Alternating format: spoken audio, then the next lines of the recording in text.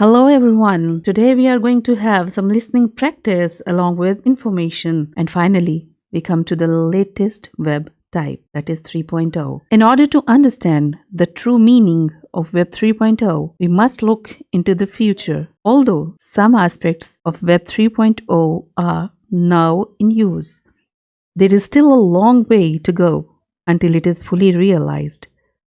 The foundation of Web 3.0, often known as Web 3, is composed of the fundamental concepts of decentralization, openness, and enhanced user usefulness.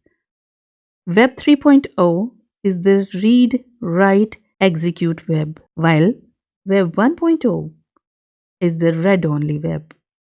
Web 2.0 is the participative social web, and so on. Users transition from centralized platforms like Facebook, Google, or Twitter to decentralized, practically anonymous platforms during this web interaction and use stage. Tim Berners-Lee, who created the World Wide Web, originally referred to Web 3.0 as the semantic web and saw an intelligent, self-sufficient, and open internet that employed artificial intelligence and machine learning to function as a global brain and interpret content conceptually and contextually. Due to technological constraints, such as how expensive and challenging it is to translate human language into a format that computers can understand, this idealized version didn't quite work out. Characteristics of Web 3.0. A semantic web is one in which web technology evolves into a tool that allows users to create, share, and connect content through search and analysis. It is based on word comprehension rather than numbers and keywords.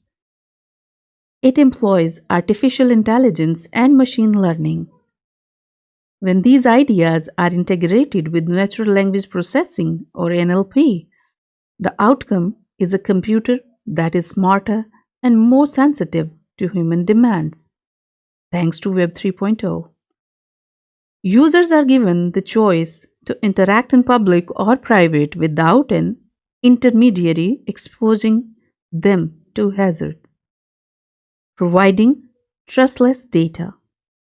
It employs 3D visuals. In fact, this is already evident in e-commerce, virtual tours, and computer gaming.